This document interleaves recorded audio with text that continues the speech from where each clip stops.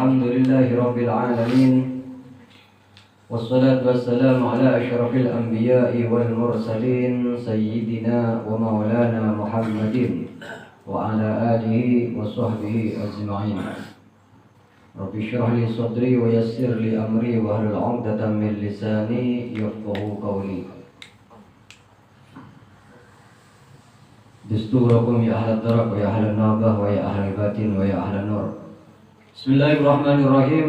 Qala Rasulullah sallallahu alaihi wasallam, idmanu li sittan min anfusikum adman lakumul jannah. Rasulullah bersabda, idmanu li sittan, simpanlah oleh kalian 6 perkara min anfusikum, dari diri kalian. Jadi hendaknya kalian itu menyimpan, menggunakan, berbuat 6 perkara. Atman lakumul jannah, maka aku tanggung kalian, kata Rasulullah. Aku tanggung kalian, aku jamin kalian masuk surga. Kalau kita bisa melaksanakan 6 perkara ini, maka dijamin oleh Rasulullah masuk surga. Yang pertama, usduku idza haddastum. Jujurlah kalian dikala kalian berbicara. Jadi berbicara yang benar, berbicara yang jujur. Itu yang pertama, yang harus kita simpan, yang harus kita jamin dari diri kita, supaya kita selalu jujur di dalam setiap yang kita ucapkan. Tidak boleh berbohong, berdusta, carpak. Yang kedua, wa'aufu idza wa'antum. Sempurnakan, tunaikan dikala kalian berjanji. Jadi apabila kita berjanji, semaksimal mungkin untuk kita menepati. Itu yang kedua. Yang ketiga, wa'addu idza tumintum. Laksanakan apabila kalian diberikan amanah atau kepercayaan. Jadi melaksanakan, mengerjakan, melakukan apa yang telah diamanahkan, telah dipercayakan, telah ditanggungkan kepada kita. Yang ketiga, yang keempat, wahfadu furujakum. Jaga kehormatan kalian, jaga kemaluan kalian. Jangan sampai berbuat sesuatu yang dilarang oleh Allah Subhanahu wa taala. Yang kelima, waghaddu absarakum. Pejamkan mata kalian. Maksud memejamkan benih metum benih tedung meloloh, yaitu memejamkan mata dari segala sesuatu yang dilarang oleh Allah, yang maksiat, yang haram untuk kita memandang, untuk kita melihat. Yang keenam, waqufu aydiyakum. Jaga tangan kalian. Ya, jangan sampai mencuri, jangan sampai memukul, jangan sampai menggunakan tangan untuk sesuatu yang dilarang oleh Allah. Kalau kalian menjaga, menjamin 6 perkara ini, kata Rasulullah, atman lakumul jannah, aku jamin kalian masuk surga. Ditanggung oleh Rasulullah, dijamin oleh Rasulullah, kita akan masuk surga apabila kita mampu mengerjakan 6 perkara ini. Ya, dikala berbicara selalu benar, selalu jujur. Yang kedua, menepati janji. Yang ketiga, melaksanakan amanah yang telah diamanahkan kepada kita. Yang nomor 4, menjaga kemaluan atau harga diri kita dari sesuatu yang diharamkan. Yang kelima, menjaga pandangan kita, karena semua itu bermula dari pandangan. Maka pandangan ini adalah siham iblis, adalah panahnya iblis, senjatanya iblis untuk menjerumuskan kita dari mata turun ke hati. Ya. Semua orang berbuat maksiat itu diawali oleh mata. Waqufu aydiyakum, kemudian jaga tangan kalian. Ya, dari mencuri, dari berbuat apapun yang dilarang oleh Allah Subhanahu wa taala. Hadis selanjutnya, uttuli'tu 'alal jannah fawajadtu aktsara ahliha al-fuqara. Aku diperlihatkan surga, kata Rasulullah, pada waktu beliau melakukan Isra Mi'raj. Fawajadtu aksar ahliya al-fuqara, dan kebanyakan mayoritas penduduk surga itu adalah orang-orang fakir, orang-orang miskin, ya. Penduduk surga itu kebanyakan orang-orang fakir miskin. Jadi dia nasokor, jadi orang fakir. Siapa aja tak bisa soki, potongan tak ngening, tiga mungkin. Mak pola fakir pada itunya, tapi pakai soki pada nanang akhirat. Yang fakir, apakah kita harus bersyukur? Tidak seperti itu. Yang dimaksud fakir di sini adalah orang yang menerima dan tidak cinta dunia. Karena dikatakan kadal fakru ayyakuna kufron. Terkadang itu kefakiran, ya, kemiskinan menyebabkan orang itu menjadi kafir.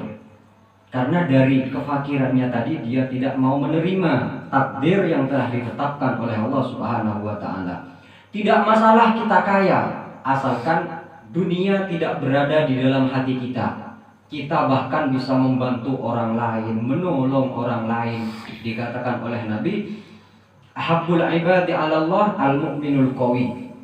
Mahadza makna. Hamba-hamba Allah yang dicintai oleh Allah adalah seorang mukmin yang kuat, orang Islam yang kuat.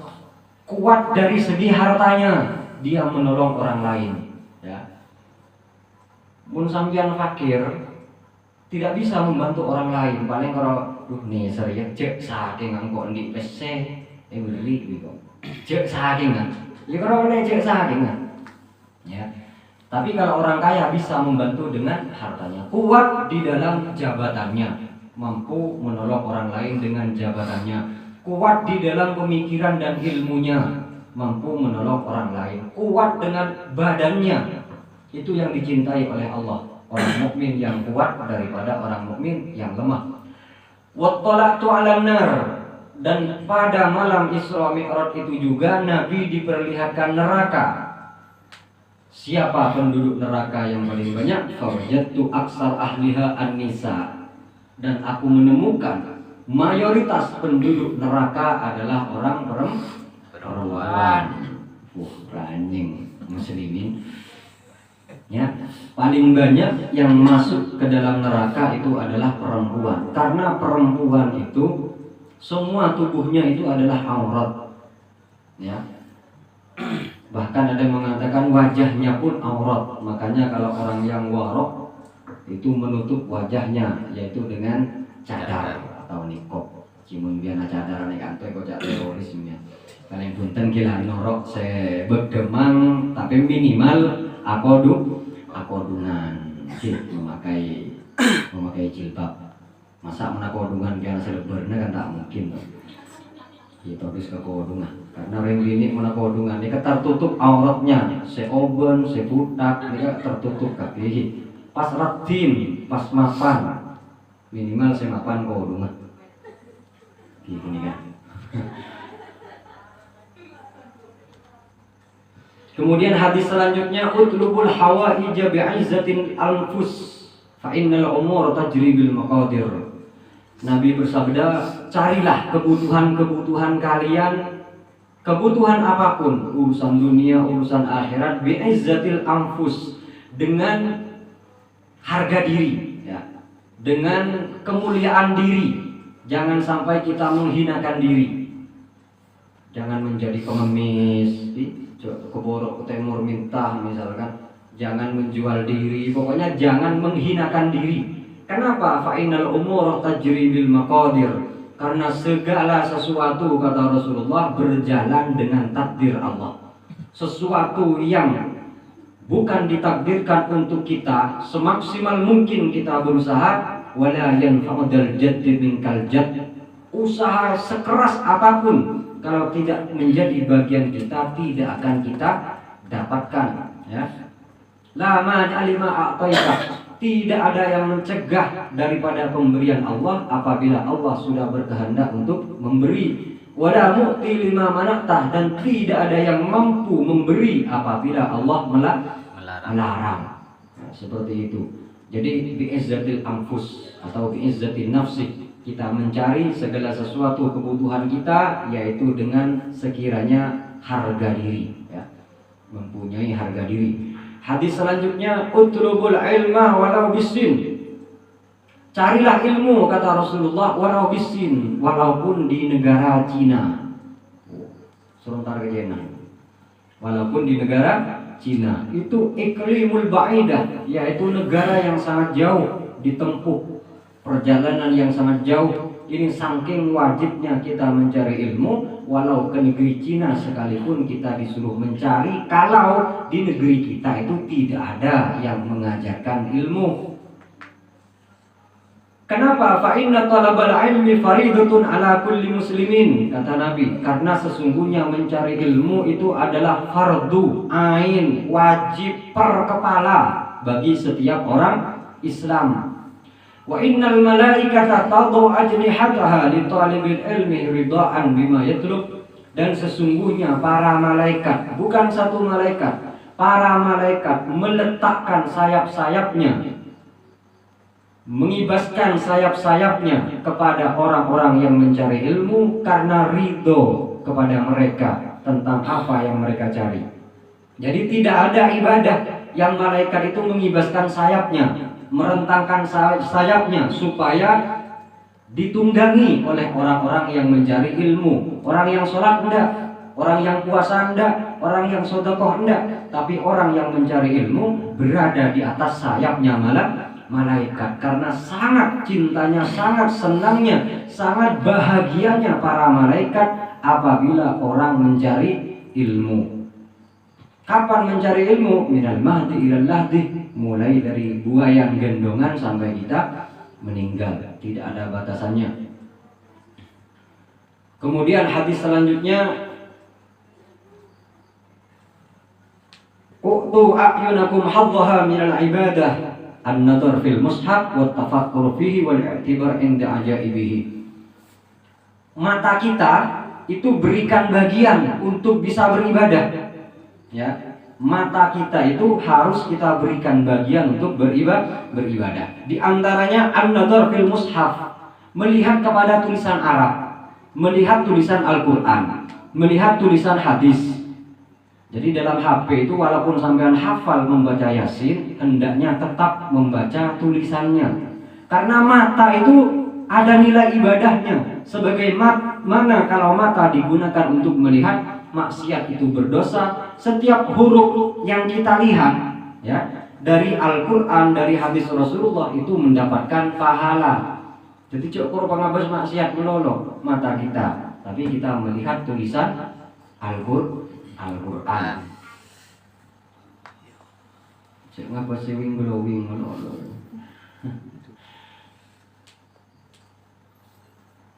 Kemudian at-tafakkur fihi, kita memikirkan apa yang ada dalam Al-Qur'an. Wal i'tibar inda ajaibihi, dan di setiap kita memandang segala sesuatu yang diciptakan oleh Allah yang penuh dengan keajaiban-keajaiban, itu kita pikirkan, i'tibar.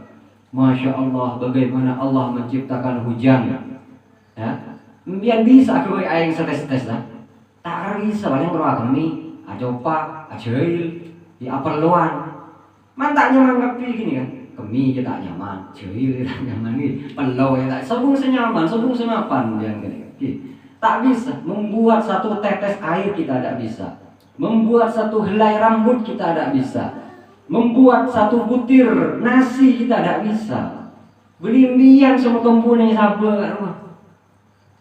Kuntum tazra'una am nahnu zari'un. Kalian yang menumbuhkan atau aku yang menumbuhkan, kata Allah. Semuanya itu terserah Allah. Jadi walaupun sampean sudah menjaga semaksimal mungkin, pacolen semaksimal mungkin, dipupuk semaksimal mungkin, dirawat semaksimal mungkin, kalau Allah tidak menumbuhkan, sombong, gagal panen. Cuma tetap kita berpahala atas usaha yang kita lakukan. Jadi yang dinilai oleh Allah itu usaha kita, bukan hasilnya. Ya, hasilnya itu adalah bonus, tapi usaha kita yang dinilai dan mendapatkan pahala daripada Allah Subhanahu wa ta'ala. Hadis selanjutnya, uqtul ajir ajruhu qabla an yajif fa'arukuh. Ini kehidupan kita dengan orang lain, dengan pegawai kita, dengan karyawan kita, dengan orang-orang yang bekerja kepada kita. Utul ajiru ajrohu qabla yajib fa'aroku. Berilah bayaran atau upah orang yang bekerja kepadamu sebelum keringatnya itu mengering. Ya, sebelum kering keringatnya hendaknya bayarannya sudah kita kasih. Sampai yotong, sampai seminggu, sebulan misalkan baru diberi. Karena dia juga butuh makan, keluarganya juga butuh makan, butuh jajan dan semacamnya. Kecuali memang sudah ada kesepakatan dari kedua belah pihak.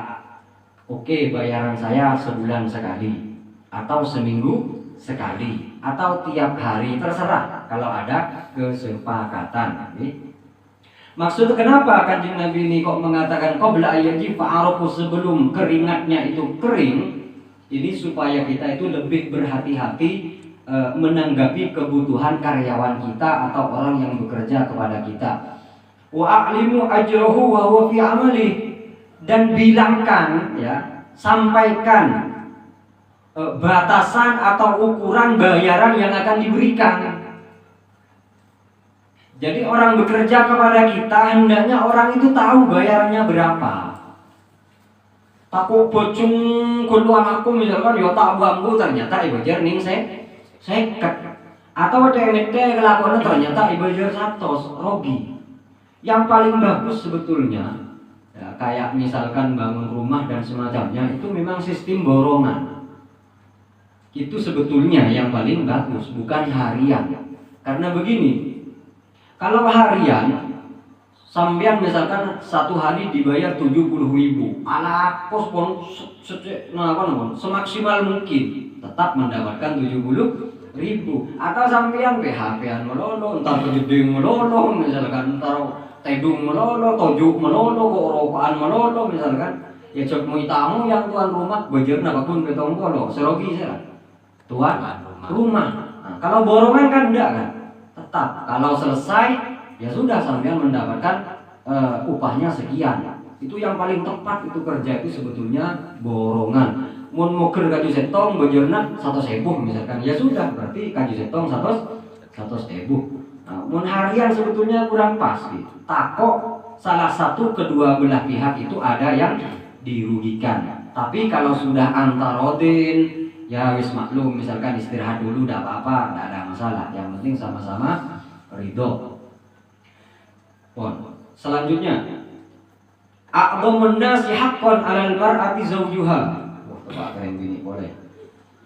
Paling besarnya hak, ya, paling besarnya hak atau kewajiban terhadap seorang wanita, seorang perempuan, zawjuha adalah suaminya.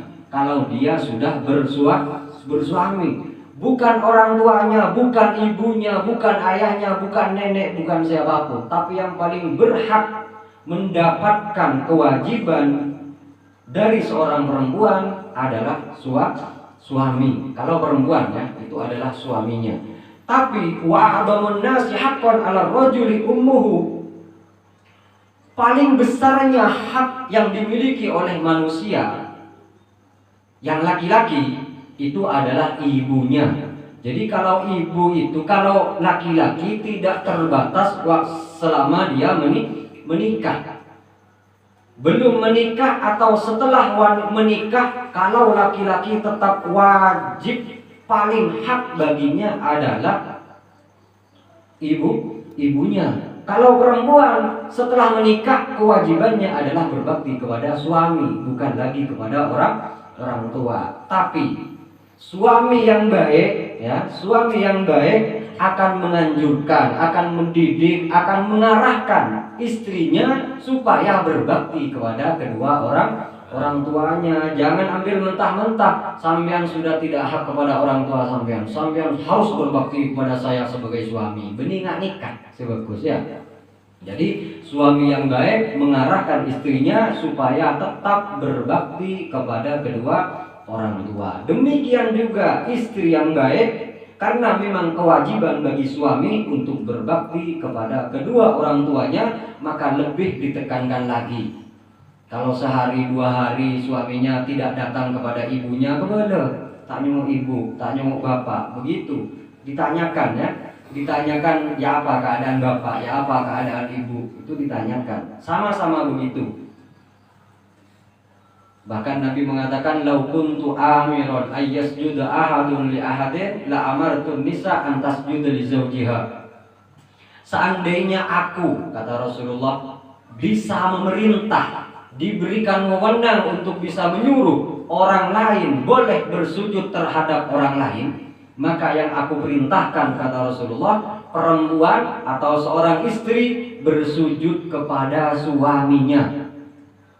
Ini haknya istri kepada suami, bukan anak kepada orang tua, bukan santri kepada guru, bukan umat kepada nabinya, tapi seorang istri bersujud kepada suaminya.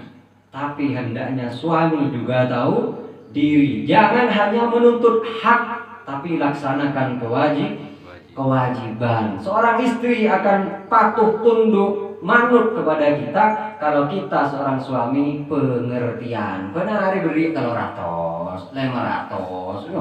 Wah, masya Allah. Aku dah meluh lebih ini biar. Solehah. Jamin mon. Jamin soleha 500 Pak. Tak saya banyak ini. Beri rame-rame sedikit. Masya Allah. Hadis selanjutnya, pakun berdering bini ini ke hadis bini gula boy ke boy polan gula laki mulai bini atau bini ini ke hadis. Polan boy bini muslimat nih kan. Main gula nyari hadis kan kuiring bini itu. A'dhamun nisa barakatan aisaruhanna mu'natan. Paling besarnya perempuan barokah, yakni perempuan yang barokah. Perempuan yang barokah adalah yang paling ringan minta belanja. Ringannya belanja, mun biasan memenika belanja reng-reng nek ngabi betong bolo, nek bini ninggal minta ning dupolo. Nikah orang gini barokah.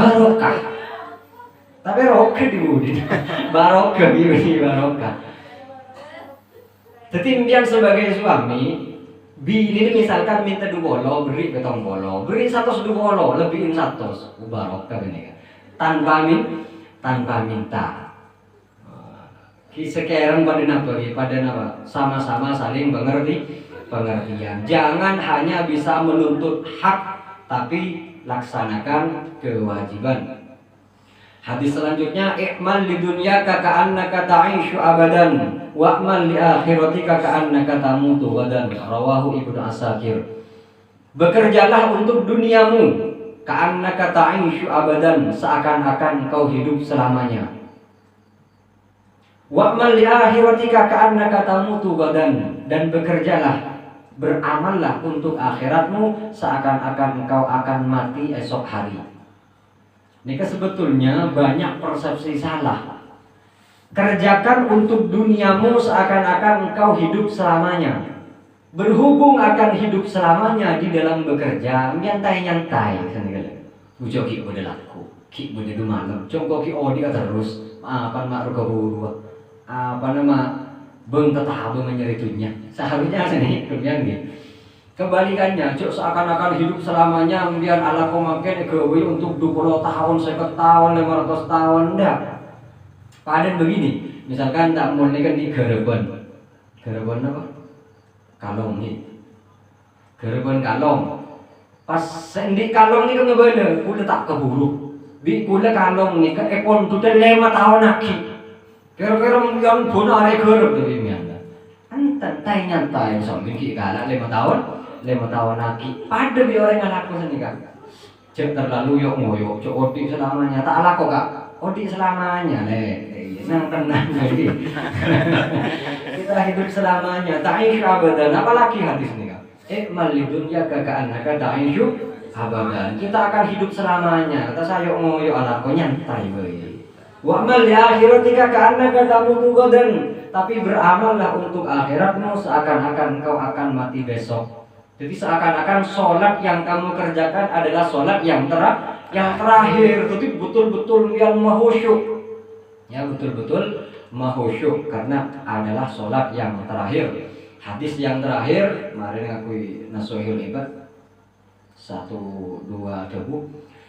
Igtanim khamsan qabla khamsin. Jaga 5 sebelum datang yang 5. Ini lagu Roma Irama. Sebetulnya itu hadis.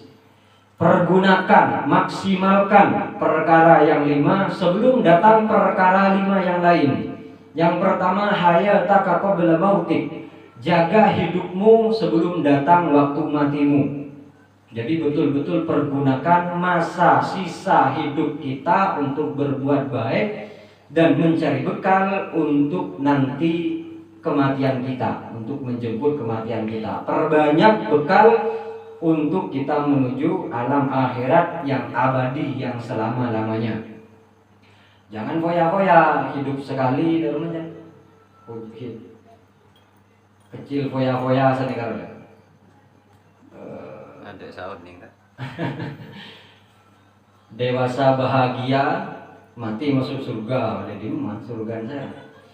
Kemudian yang nomor 2, sihataka qabla sukmik. Jaga sehatmu sebelum datang masa sakitmu. Mumpung kita masih diberi kesehatan, gunakan kesehatan itu untuk berbuat baik, berbuat yang manfaat sebelum datang masa sakit. Karena nikmatnya sehat bisa kita rasakan kalau kita sudah sakit. Sampai ada sate, sabri siti, sate bang ini, sate kambing. Tapi bilang kue gitu loh bodoh. Kira-kira nyaman dari sate. Tak bisa. Baru sampean rasakan bagaimana nikmatnya sehat kalau sampean sudah sakit. Dok rumah nikmat sehatnya mata, mungkin lo sakit mata sarah. Nikmatnya telinga, selera juga. Semuanya akan terasa nikmat apabila sudah sakit. Pada lampu nih kan. Lampu ini tidak begitu kita rasakan nikmatnya kalau hidup. Ya lebih biasa kata tadi apa. Tapi kalau pada mati baru kita rasakan bagaimana nikmatnya hidup. Oke, Mas Budi. Yang ketiga, wa faragha qabla syughlik. Jaga sempatmu. Jaga waktu luangmu sebelum waktu sibukmu. Jadi sampean beri kesempatan ngaji. Beri kesempatan bisa sholat, bisa apa, bisa wirid. Gunakan itu sebelum sampean sibuk.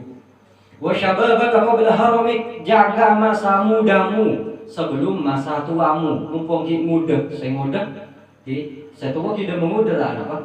Qabla haramik, sebelum masa datang masa tua, sebelum roku, sebelum empot. Wa ghinaka qabla faqrik. Kemudian yang kelima, jaga kayamu sebelum datang miskinmu. Ini kewasiat Nabi Muhammad sallallahu alaihi wasallam. Mudah-mudahan kita semua bisa melaksanakan apa yang dianjurkan oleh Rasulullah sallallahu alaihi wasallam.